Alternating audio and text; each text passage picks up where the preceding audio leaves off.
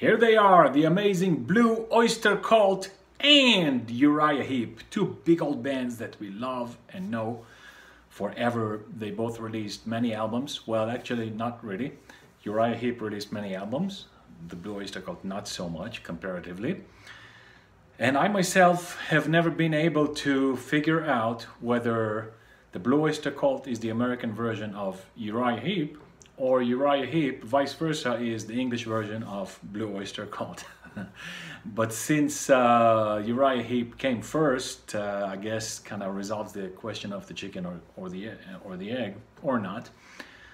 But anyway, they had an album out first. The first album, very heavy, very humble, was released by the first version of Uriah Heep, which was founded by Mick Box. He took some musicians from previous bands, Gods, Tophet, people who he had known, and also with the help of one Jerry Braun, who would become pretty influential for better or worse in the future of the band.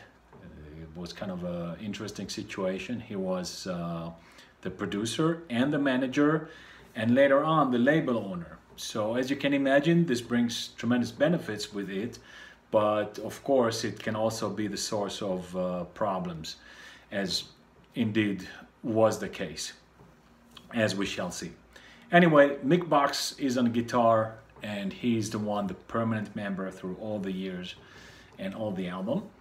And he recruits a very flamboyant and extrovert showman as a vocalist, David Byron.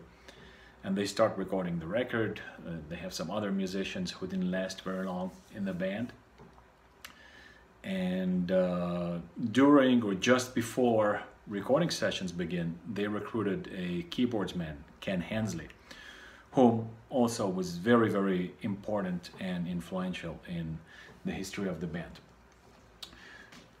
So this is very heavy, very humble, as the name suggests, or maybe not so much. Maybe for the time it was pretty heavy. This was recorded in late '69, released in '70. So the time of In Rock, Black Sabbath, pretty much on par. Maybe not as heavy as those in the speed. On many songs they kind of match Deep Purple's In Rock. All in all, I love this record very, very much. The production's not bad, the songwriting is good, the songs are memorable, they stay with you. There's nice guitar solos, nice musicianship, nice collaboration between the musicians. Gypsy is the opener, very nice, very nicely layered and organized how the song begins. So a very good one. Next up is Walking in Your Shadow, a little bit of a slower but loud song, a little bit bluesy, kind of bluesy, maybe funky at places.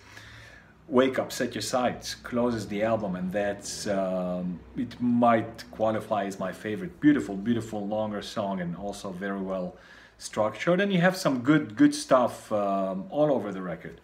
Lucy's Blues, Dream Mare, not bad. All in all, for a debut album, this is very good, and in my list of favorites, this ranks very, very high. Higher than many people's, or the ones that are considered the best and the most classics. Next up, you got Salisbury, another great album. This one is German print, so it opens horizontally like this. I don't know why they do that, but they do. And this one, of course, includes Salisbury, the title track, which is beautiful. It has kind of an orchestrated segment in the middle with a lot of keyboards, a lot of Hensley influenced keyboards and big vocals, big guitars, big everything. And the record opens with Bird of Prey, kind of a short, heavy, fast rocker. And then you have The Park, another kind of like a beautiful, melodic, epic song. Tells the story of someone who was for prison, he claims innocently. Time to Live, not bad. Lady in Black, eternal classic.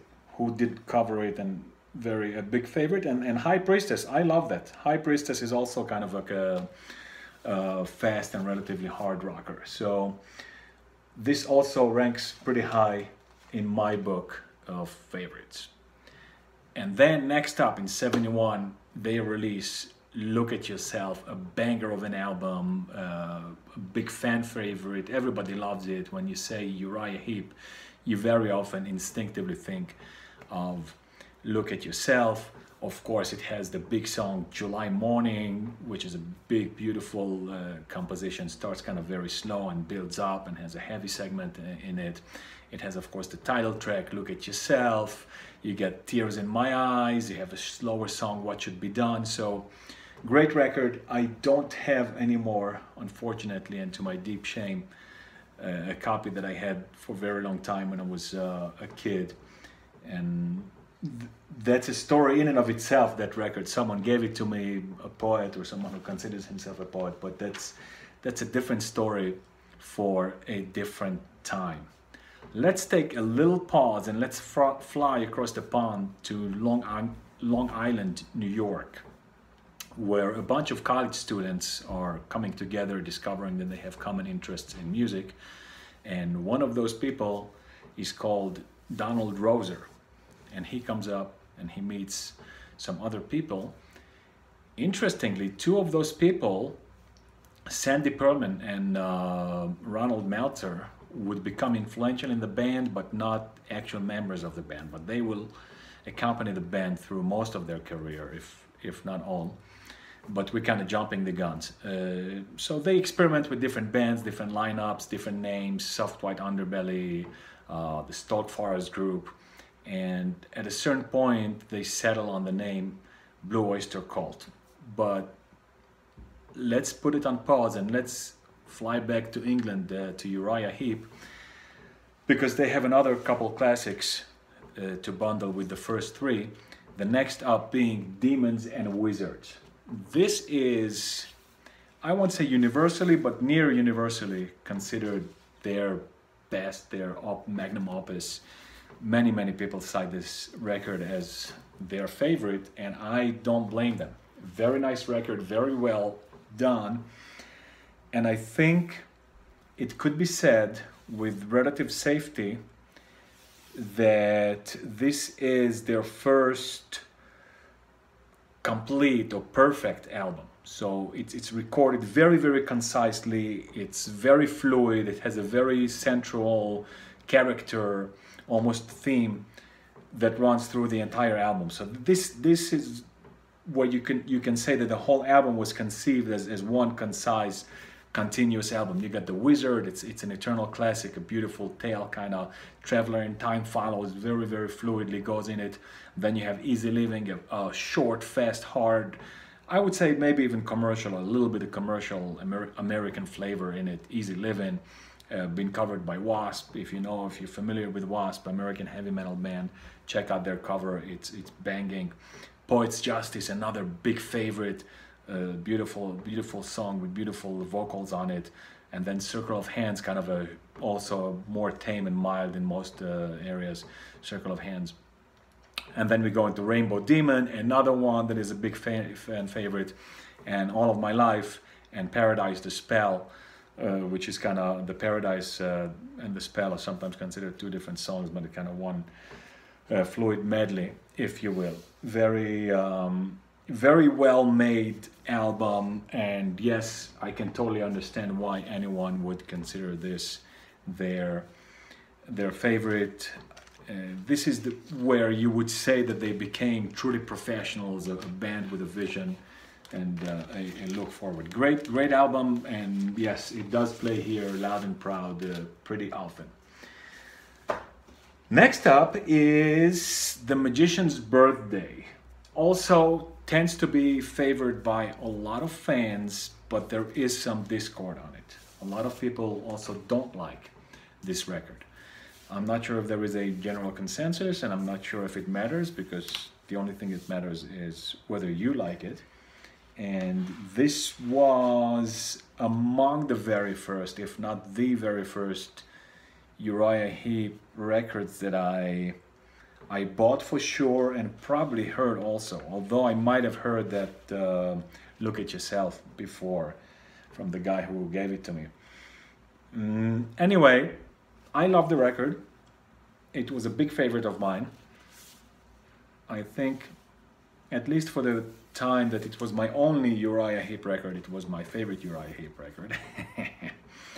And so why do people love it and why do people hate it?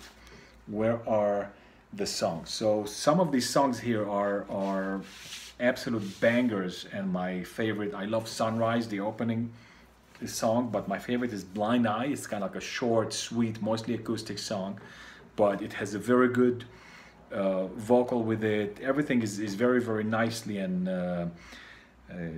well put together. So it's a nice kind of, not too much interesting going on musically, but it just well put together, hits the point and leaves, kind of short and sweet. Spider Woman, good riff, not my favorite, but all in all a good song. Echoes in the Dark, it kind of meanders and goes kind of nowhere. And the same thing is kind of Rain. So they should have axed one of these songs. A little bit too epic, too vocal, a little bit too few instrumentation.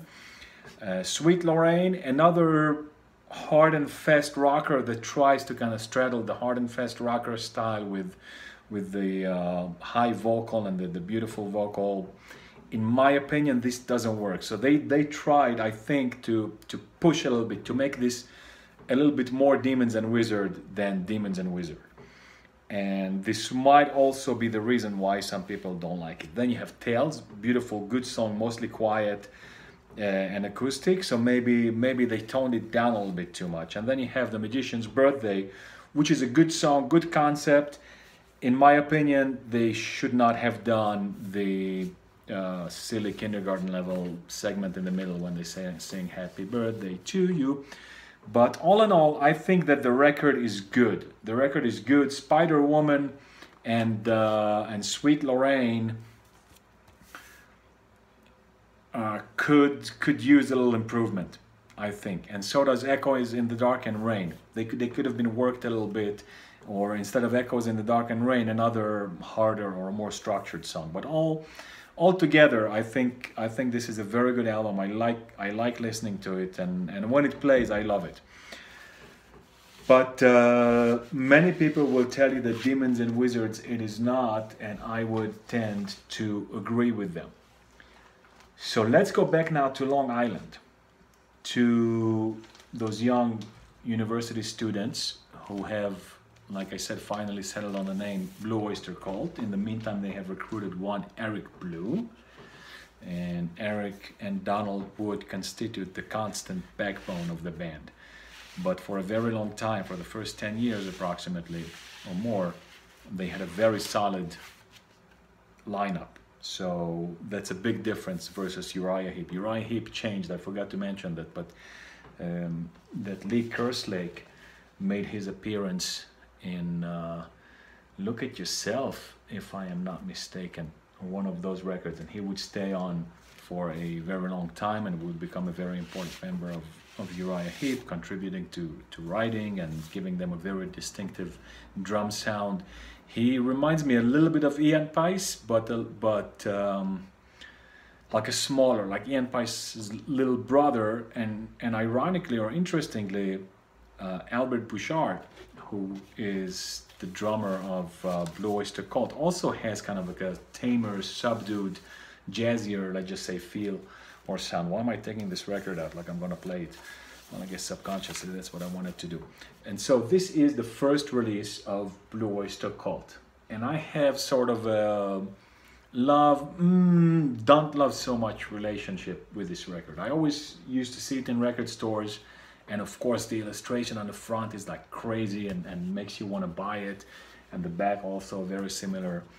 And every time I took it out, I put it on and I listened to it, and it says, this is good, but and there was always something else that took precedence until I got to know the band better, and I went back to it. So as much as this is a big fan favorite, and a lot of people cite it at the top of their Blue Oyster Cult records, it's from their most classic period, to me it doesn't cut it that much. The songs are good, they're written good, you have a lot of classics here. The opening, Transmaniac and MC, kind of a faster and harder song. I'm on the Lamb but I Ain't No Sheep is the Red and the Black. That's gonna be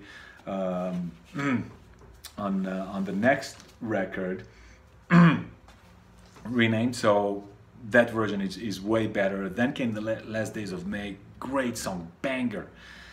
But the sound could have been improved in here. The drums don't sound that clean. The bass is a little bit too far in the back, a little bit too not distinct. Stairway to the Stars, great song. Before the Kiss, also a very, very great song. The live version is just a banger. Scream is okay. Beautiful as Fruit, not bad. Cities on Flame with Rock and Roll, eternal classic.